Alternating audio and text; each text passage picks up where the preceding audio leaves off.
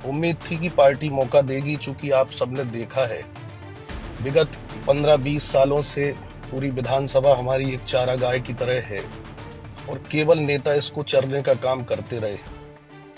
और आज भी पिछले बार जब उम्मीद थी कि शायद पार्टी मौका देगी, तो जिस माटी पे हमने जन्म लिया है उसके लिए कुछ कर गुजर जाने का एक मन में भाव था। लेकिन जब पार्टी ने टिकट नहीं दिया तब भी एक निराशा का भाव मन में आया।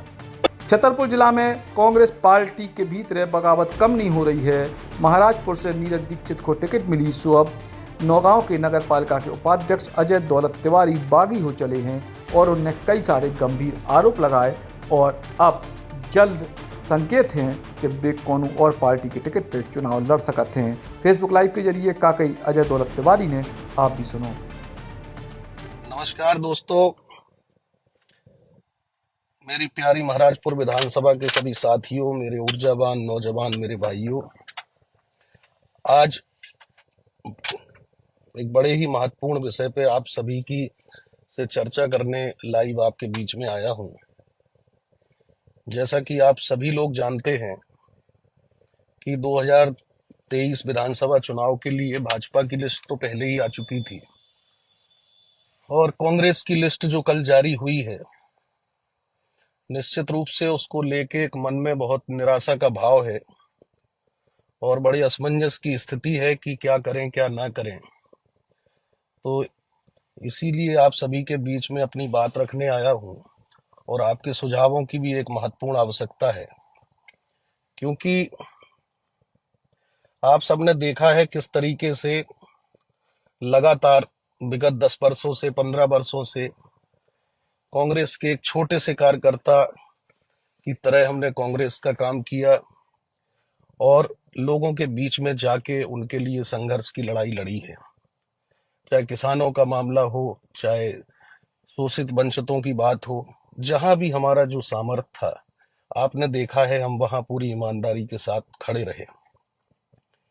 पिछले बार भी आप लोगों ने देखा था जो मेहनत हमने की थी, जो लड़ाई लड़ी थी, जो लोगों के बीच में जाने का काम किया था, उसके बावजूद भी उम्मीद थी कि पार्टी मौका देगी, चूंकि आप सबने देखा है विगत 15-20 सालों से पूरी विधानसभा हमारी एक चारागाह की तरह है और केवल नेता इसको चरने का काम करते रहे।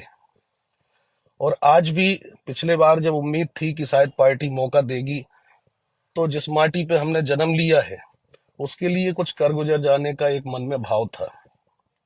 लेकिन जब पार्टी ने टिकट नहीं दिया तब भी एक निराशा का भाव मन में आया। और लेकिन फिर भी चलो सोचा कि चलो एक हमसे जूनियर किसी व्यक्ति को टिकट मिला है, हमारी पार्टी के व्यक्ति को टिकट मिला है, तो वो कोई समाज के लिए अच्छा काम करेगा, विधानसभा के लिए अच्छा काम करेगा।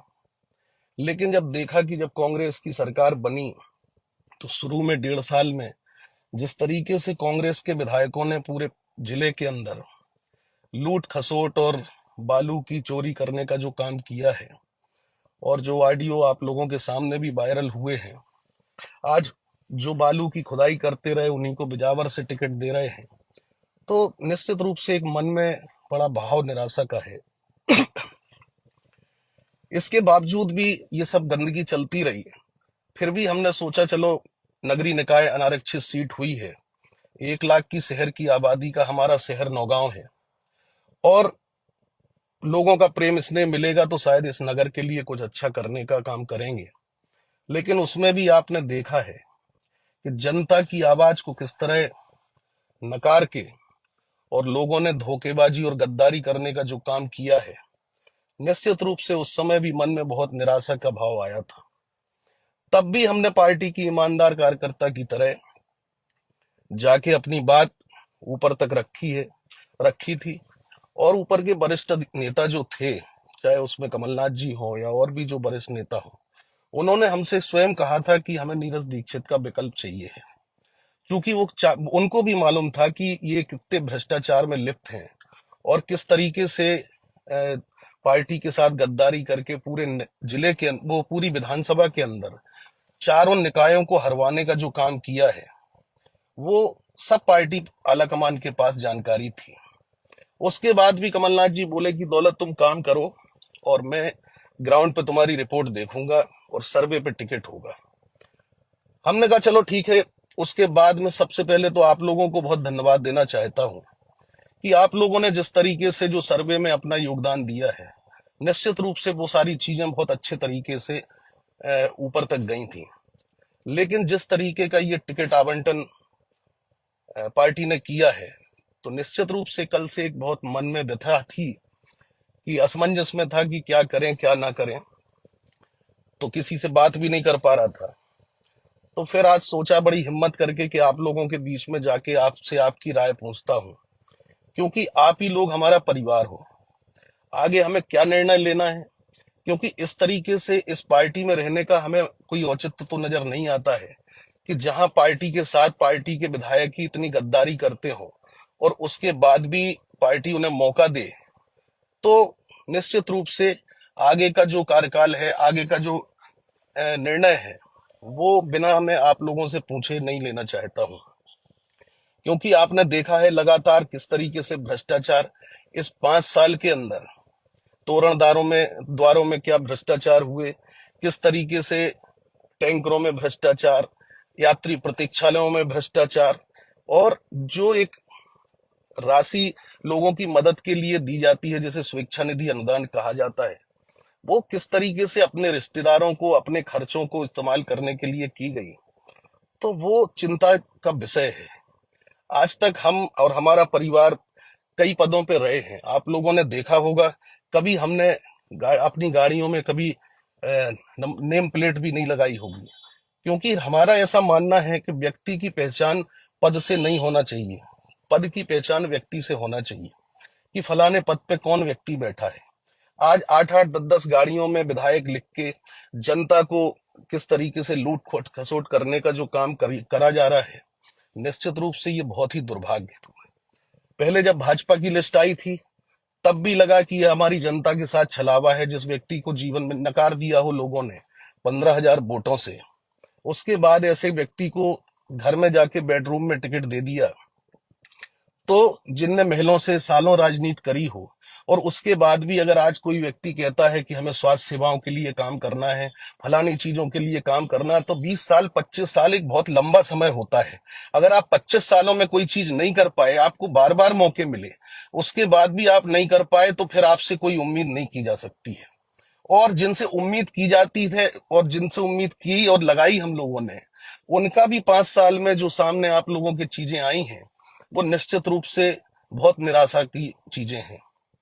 अब आप लोगों के बीच में मैं हूं और आप लोगों से एक चीज समझना चाहता हूं कि क्या इस तरह की राजनीति में मुझे रहना चाहिए, या इन सारी चीजों से दूर होकर फिर एक मूक दर्शक की तरह बैठना चाहिए। आगे का जो भी निर्णय है, वो निश्चित रूप से मैं बिना आप लोगों की सहमति के कोई नहीं लेना चाहता हूं, क्योंकि ये बहुत महत्वपूर्ण समय है, क्योंकि निर्णय ही महत्वपूर्ण होते हैं। अगर हम सोचते कि चलो पिछली बार कोई निर्णय लें, लेकिन वो निर्णय हमने सोचा कि चलो भाई ठीक है, एक व्यक्ति को मौका मिला है तो वो शायद अच्छा काम करेगा, तो वो हमारा बड़ा गलत निर्णय था। लेकिन आज जो निर्णय लेना है, वो हमें अपने लिए निर्णय नहीं लेना है, हमें अपनी क्षेत्र की जनता के लिए निर्णय लेना है, आप लोगों के लिए निर्णय लेना है। और बिना ताकत के एक व्यक्ति में कहां तक सामर्थ्य होता है, कितनी लड़ाई हम लड़ें। अगर हम ऊपर हालाकमान की स्थिति ये है, आप देख रहे हो किस तरीके से टिकटों के आवंटन हुए हैं। तो एक ही समाज के व्यक्तियों को टीकमगढ़ जिले में किस तरीके से टिकट दी गई, किस तरीके से छतरपुर में टिकटें बेची गई, वो आप लोगों के सामने सारी टिकटें रखी हैं। और आखिरी आखिरी समय तक ये उम्मीद बताई गई कि नहीं, आपकी जिम्मेदारी के साथ आपको मौका मिलेगा, आप परेशान नहीं हो, आप इंतजार करो।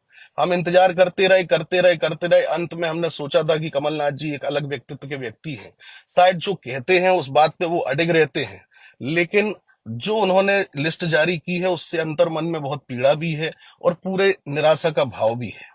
मैं अपने सभी कार्यकर्ताओं से, कभी सभी लोगों से, जिन लोगों ने मुझ पे विश्वास और भरोसा दिखाया है, मैं उनसे हाथ जोड़ के क्षमा चाहता हूं कि मैं भी भरोसे पे रहा कमलनाथ जी के और कांग्रेस पार्टी के, कि जिस पार्टी ने ऐसे गद्दारों के ऊपर अगर कोई व्यक्ति फिर से दाव लगाया है, तो निश्चित रूप से मैं पार्टी की इस बात से सहमत नहीं हूं। और इस पार्टी में रहने का विचार भी मेरे मन में अब नहीं है। तो अब आगे का निर्णय आप लोगों के पास है। आप लोगों से राय शुमारी करना चाहता हूं कि आप लोग बताएं कि आगे का निर्णय क्या होना चाहिए और क्या करना चाहिए। आप लोगों की बहुत सारे लोगों के फोन आ रहे हैं, बहुत सारे लोग घरों पे जा रहे हैं, इसीलिए मैं घर पे भी अभी उपलब्ध नहीं हूं। मैं सभी लोगों से राय शुमारी करके जानना चाहता हूं कि आपके अंतर मन की क्या बात है, और जो निर्णय निश्चित रूप से आप लोगों का होगा उसी के साथ आगे बढ़ने का प्रयास करूंगा। आप लोगों को ही परिवार माना है और आप लोगों की ही लड़ाई जीवन में लड़ी है, और वादा करता हूं कि जीवन मरण में जहां भी हमारा जो सामर्थ्य होगा वो लड़ाई हमारी जारी रहेगी। आप लोग अपनी राय जरूर दें। आप लोगों को पुनः मुलाकात होगी। नमस्कार। Eklavya University, the move will guide you towards a bright future. 28 acres of lush green campus, largest campus of Bundelkhand, experienced and dedicated faculty. 50 future-ready courses taught in 12 different schools, separate course and ground for sport, fully equipped lab and workshop, safe and fully equipped separate hostel for girls.